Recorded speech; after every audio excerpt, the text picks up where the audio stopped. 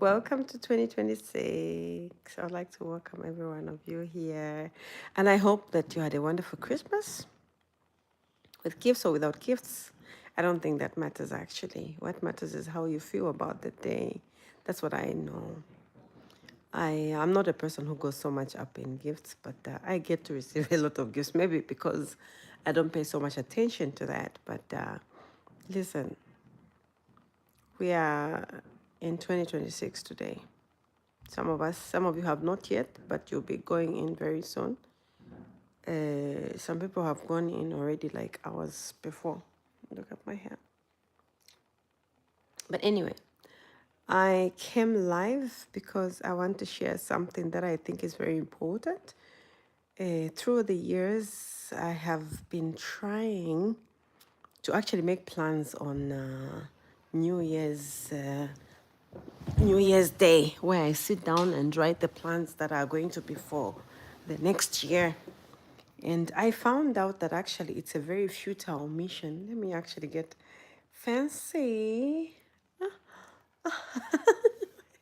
My daughter made these glasses. I don't even know how they work. Let me try this. Anyway, I'm going to get on with this. A lot of times we get to plan for 2026 or for the new year on the day of the new year because we are so happy after the fireworks and we had a good glass of champagne with some good friends and we start thinking the year is going to bring everything to us. But at the end of the day, the most important months to break 2026 or the year that you are in right now or the year that has come, it's actually the last 3 months. So what you did in the last 3 months is supposed to be your baseline on what you're going to do for this year.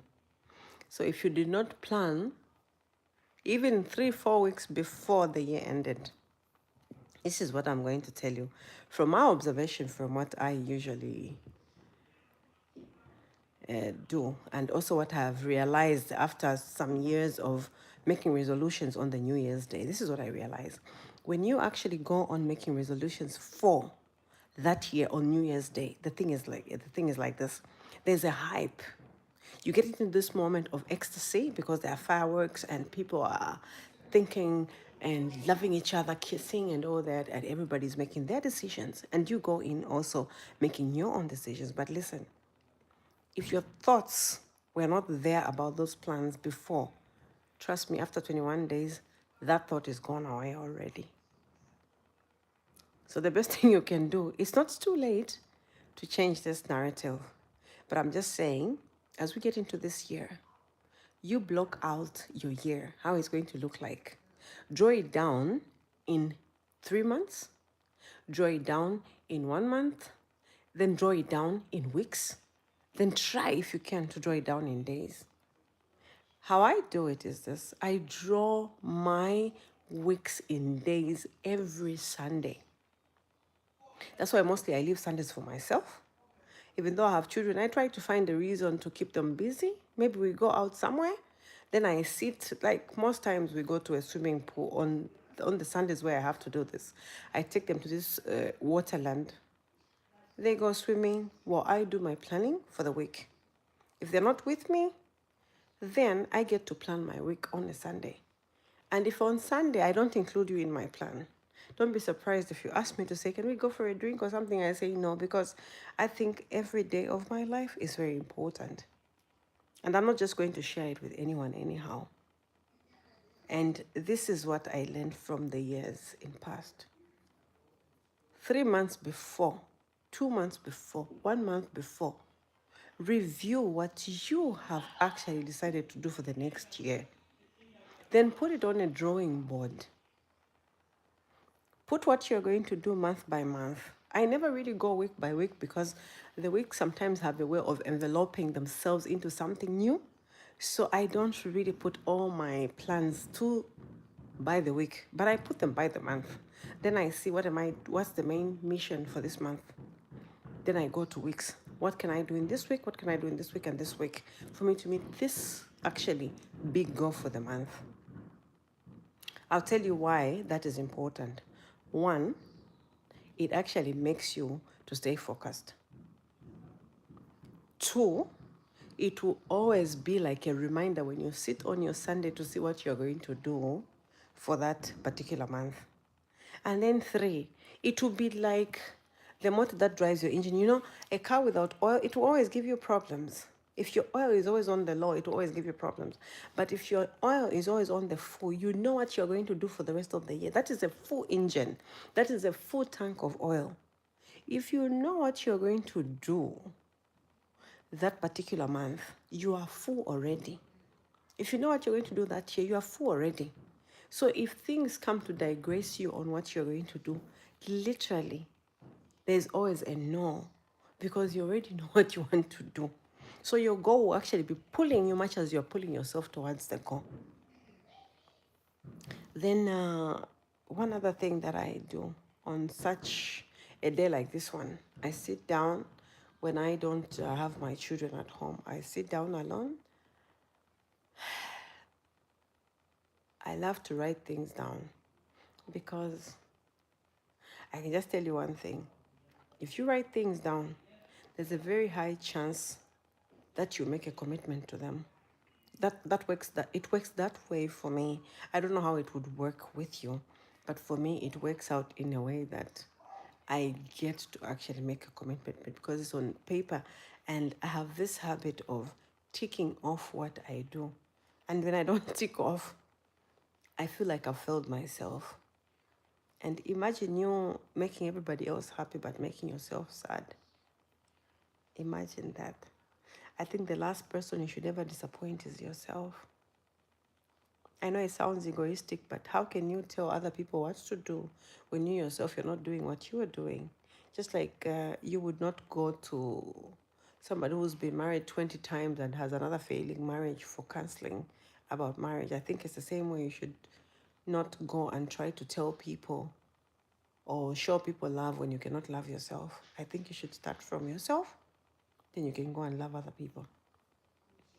And then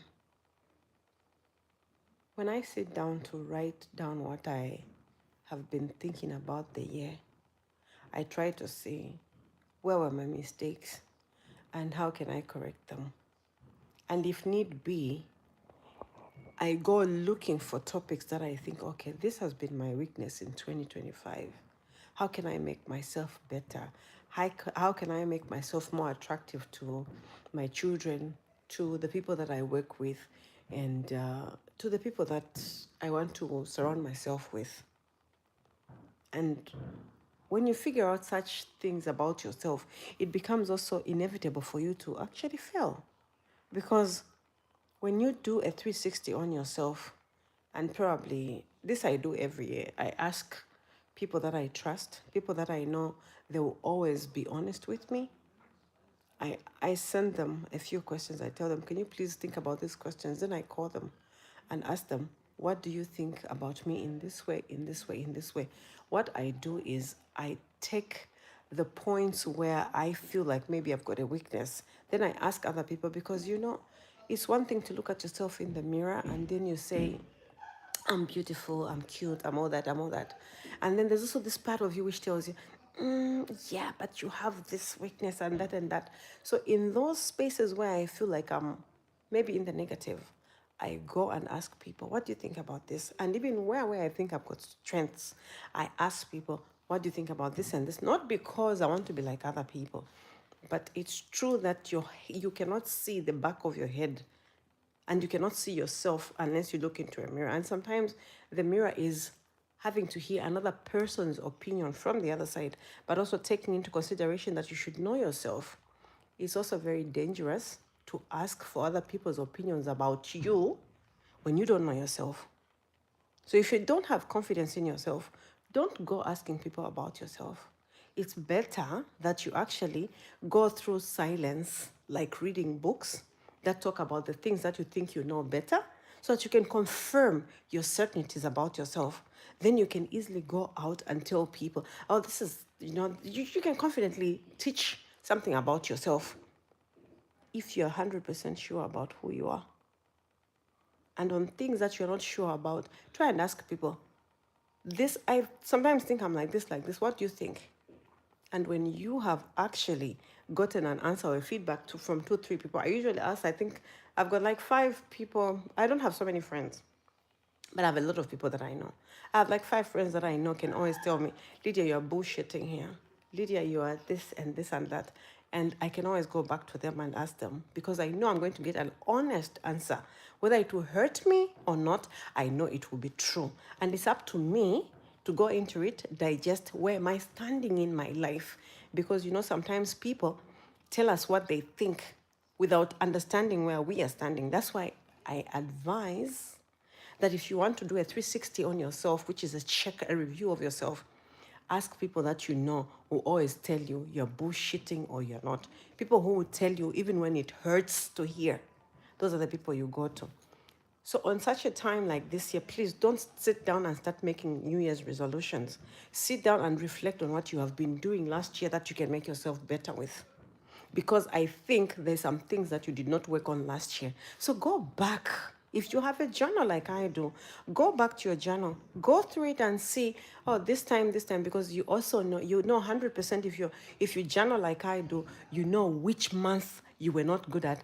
Hey, let me just shout out Ellie Ellie Edge. Oh, okay. Hi, Ellie Edge. You know very well exactly which month you were not good at. So go back to that month in your journal, check it out, see what it is that was prominent about you. Temple, hello. Check yourself what was prominent about you that was not good. And then see how you can actually work it out this year.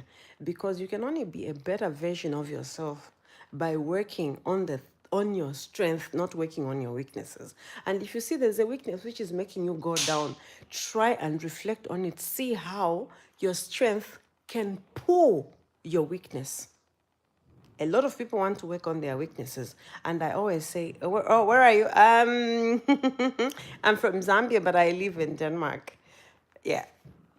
Thank you for your question. The thing that what I'm trying to say is that a lot of people work on their weaknesses.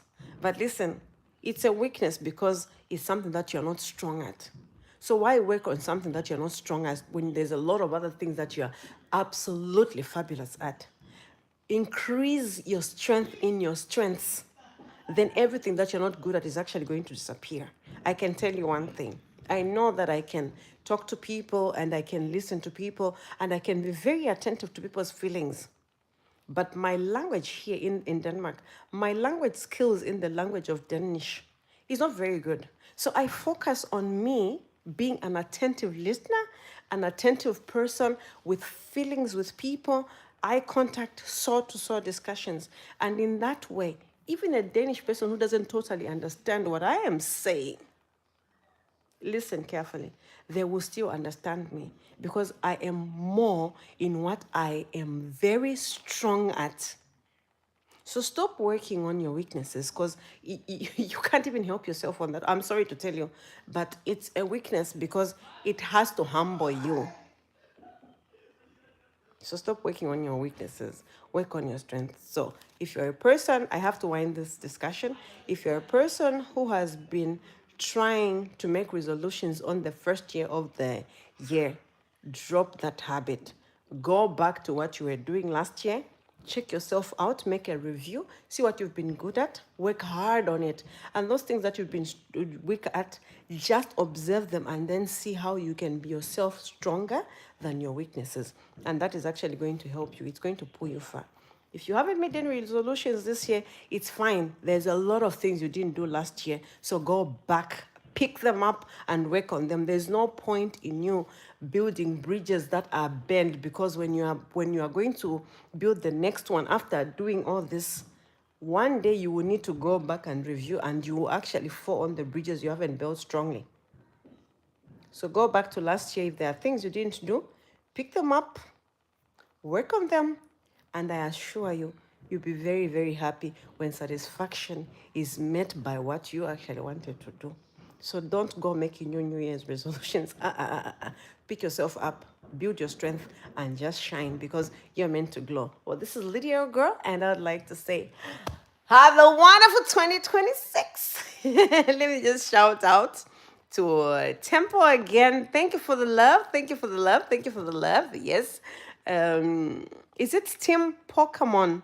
Ah, okay. Team Pokemon. My children love this Pokemon thing.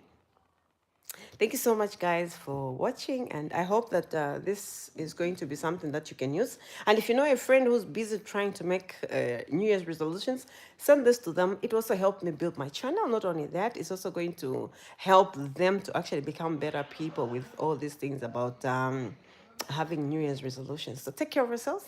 I would like to say I really love you, but I don't really know you. But anyway, I send my love to you. Take care of yourselves. Love you. Bye-bye. Have a wonderful 2026. God bless. Bye.